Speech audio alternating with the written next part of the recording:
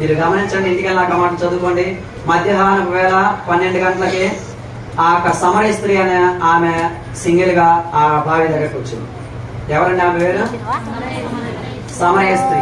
అయితే ఆమె దేవుడు కూర్చొని అక్కడ అడుగుతున్నాడు, అమ్మా నాకు దాహం ఏంటంటే జరిగిన సిచ్యువేషన్ అందరూ మీరు చదువుకుంటారు తర్వాత. అయితే దేవుడు చెప్తున్నాడు, నేను ఇచ్చు దాహము మీరు తాగినట్లయితే మీరు అన్నలో కూడా దప్పికొనరు అని చెప్పేసి అన్నప్పుడు ఆమె ఏం చెప్తుందంటే, అయితే నాకు ఆ దాహం తీరువాయి అది అంటే నీవు వెళ్ళేసి నీ భర్తను తీసుకుని అంటుంది. అయితే ఏమే నాకు భర్త లేడు అది అని చెప్పేస్తే దేవుడు అంటాడు, నీకు ఇప్పటికి 5 భర్తలు ఉన్నారు, 5వ అతను కూడా నీ వాడు కాదు అని అంటాడు. నిజమే, నువ్వు సత్యమే చెప్పే అంటారు. ఇక్కడ చూస్తే ఆమె మధ్యాహ్నం వేళ 12 గంటల సమయానికి అక్కడికి ఒంటరిగా రావటం. ఇప్పుడు మధ్యాహ్నం 12 గంటలకు ఎవరైనా పాల కేంద్రానికి వెళ్తారండి? ఎందుకని? మీ అందరూ తెలుసు. కాబట్టి ఆమె దాహం వేరు, ఆమె తప్పిక వేరు. కాబట్టి సుఖభోగపు తప్పిక అనేది నీలో ఉండకూడదు, రానివ్వకూడదు. ఆ తర్వాత చదివిన తర్వాత దేవుడు చెప్పిన మాట నిజమేనయ్యా, నీ ఒక ప్రవక్తవి అది అని చెప్తారు. 14 వచ్చిన చదువుతారు ఒకరు.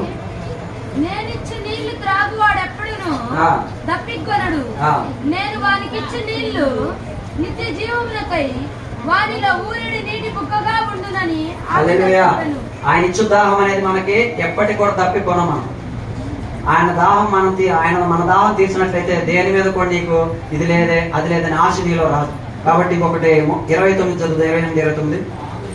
ఆ స్త్రీ తన కుండ విడిచిపెట్టి ఊరిలోనికి వెళ్ళి, మీరు వచ్చి నేను చేసినవన్నీ నాతో చెప్పిన మనుషుల్ని చూడండి. చూస్తే ఆమె ఆ కుండని విడిచిపెట్టింది. ఎప్పుడైతే ఆమె పాపాలు పట్టబలే దేవుడు ఆమె గురించి తెలియపరిచాడో ఆమె ఆ కుండని విడిచిపెట్టింది. దేన్ని?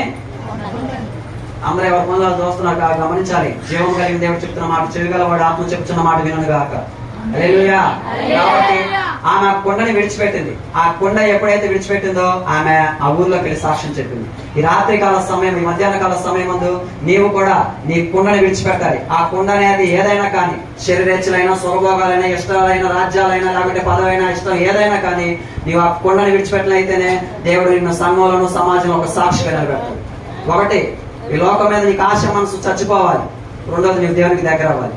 ఎప్పుడైతే ఈ లోకం మీద నీకు ఆశ చచ్చిపోతుందో అప్పుడు నువ్వు వైరాగ్యం కలిగి దేవుని సన్నిధిలో జీవించగలుగుతావు. బయట కూడా నీకు ఒక మంచి పేరు అనేది దేవుడు సహాయం చేస్తాడు. హల్లెలూయా. దేవుని సహవాసంతో నడిచేవాడికి ఉండాలి. ఏ తప్పిక కలిగి ఉన్నావు? ఏంటి 5వ మాట? అదే ఏ తప్పిక? ఏ తప్పికండి? హల్లెలూయా. హల్లెలూయా. కాబట్టి ఒకటి, దేవుని తప్పిక, ఆత్మ తప్పిక నువ్వు జీవించాలి. రెండోది, లోక తప్పిక నీలో ఉండకూడదు. లోక తప్పిక నువ్వు ఈ లోకంలో సాతాను కలిగించే రకరకాల వాటికి ఆశపడినట్లయితే ఆదివారాలు మందిరాలు మానేస్తావు, ఆరాధనకు రాలేవు, ప్రార్థన చేయలేవు, మోకరించలేవు, చెప్తున్నా కానీ కూర్చోలేవు, ఎంతనట్టు నిద్రపోతూ ఉంటారు కొంతమంది. కాబట్టి ఆ రకంగా మనం ఉండకూడదు. కాబట్టి దేవుని దాహం కలిగి మనం జీవించాలి. హల్లెలూయా. సుఖభోగపు తప్పిక నీలో నాలో ఉండకూడదు.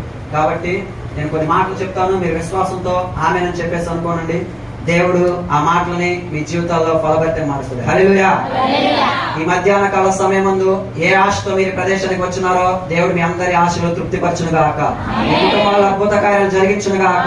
మీలో ఉన్నటువంటి పాపపు రోత జీవితం తొలగిపోవను గాక. ఆత్మీయ జీవితం ఎదుగుదురు గాక. సుఖభావపు వాంఛలు తొలగిపోవను గాక, కలుగును గాక. వివాహాలు లేని వారికి వివాహం కలుగును గాక. భార్యాభర్తల మధ్య సమాధానం కలుగును గాక. ఆర్థిక సమస్యలు తొలగిపోవను గాక. ఊహించిన గొప్ప కార్యాలు దేవుడు మీ పట్ల జరిగించును గాక. సంఘంలోను సమాజంలో దేవుడు మిమ్మల్ని సాక్షులుగా నిలబెట్టును గాక.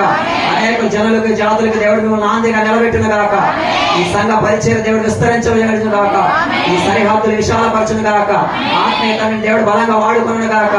ఏ ఆశతో ఏ స్థలానికి వచ్చినారో ఆ ఆశలు, ఆ కోరికలు దేవుడు తీర్చును గాక. మీ హృదయ వాంఛలు తీర్చును గాక. ఈ మధ్యాహ్న కాల సమయంలో ప్రార్థన అయిపోయేటప్పుడు మీకు సమాధానం కలుగును గాక. మీ ఉద్యోగాల, వ్యాపారాలు, అన్ని రంగాల్లో దేవుడు దీవించి ఉన్నత స్థాయికి, శిఖరాలకి దేవుడు ఎదిగించును గాక. ఆమేన్. హల్లెలూయా. చిన్న మాట దేవుడు దీవించి మీ హృదయాల్లో నీరు కట్టి ఫలభరితంగా మార్చును గాక.